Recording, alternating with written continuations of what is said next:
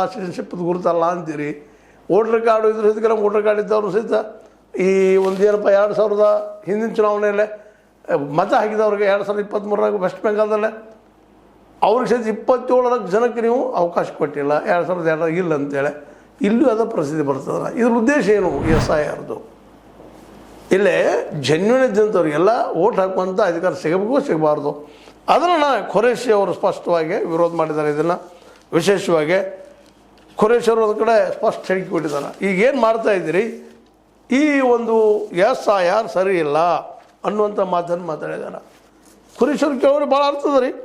ಏನಪ್ಪ ಅಂತಂದ್ರೆ ಇಲ್ಲಿವರೆಗೆ ಅವ್ರು ಕೇಳ್ತಾ ಇದ್ದಾರೆ,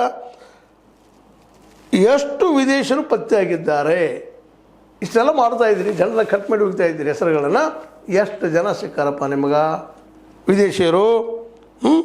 ನೆರೆ ಅವರನ್ನು ಅದನ್ನ ಏನು ದೊಡ್ಡ ಪ್ರಶ್ನೆ ಇಲ್ಲ. ಒಂದು ವೇಳೆ ಸಿಗದಿದ್ರೆ ಆಜು ಬಾಜು ಕೇಳಿ ಗೊತ್ತಾಗದು ಹೌದು ಅಲ್ಲ ಇಲ್ಲ ಅವರು ಅಂತೇಳಿ. ಅದ್ರ ಒಳಗಿಲ್ಲ ಅಂದರೆ ಹೆಂಗೆ ರೀ ನಿಮ್ಮದು ಅಂತ ಪ್ರಶ್ನೆ ಮಾಡ್ತಾಯಿದ್ದಾರೆ. ಮತದಾನದ ಹಕ್ಕನ್ನು ಮೂಲಭೂತ ಹಕ್ಕನ್ನಾಗಿ ಮಾಡಬೇಕು.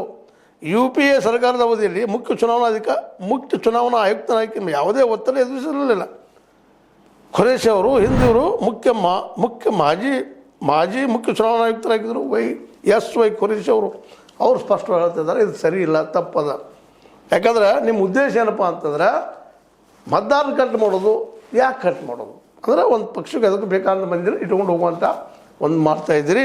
ಅದಕ್ಕಾಗಿ ನೀವು ತೆಗೆದಿರಲಿಲ್ಲ ಎಲ್ಲರೂ. ಈ ತೆಗೆದವರೆಲ್ಲರೂ ಹೆಸರು ಹೋದಂಥವ್ರೆಲ್ಲರೂ ಈ ಮೊನ್ನೆ 27 ಲಕ್ಷ ಮಂದಿ ತೆಗೆದಿದ್ರಿ, ಅವರೆಲ್ಲರೂ ವಿದೇಶಿಗರ. ಯಾಕೆ ತೆಗೆದ್ರಿ, ಯಾಕೆ ಕಟ್ ಮಾಡಿರಿ? ನಿಶ್ಚಿತವಾಗಿ ಯಾರು ಮತ ಹಕ್ಕದ ಹಿಂದಿನಾಗಿದ್ದಾರೆ ಅವ್ರು ಮತದಾನ ಮಾಡೋದು ಕೊಡಬೇಕು. ಅವ್ರಿಗೆ ಕೊಡಲಿಲ್ಲ, ಹಾಗಾದ್ರೆ ವಿದೇಶಿಗರೆಲ್ಲರೂ. ಹಂಗೆ ನೋಡಿದ್ರೆ ಇಲ್ಲಿ 6 ರಿಂದ 7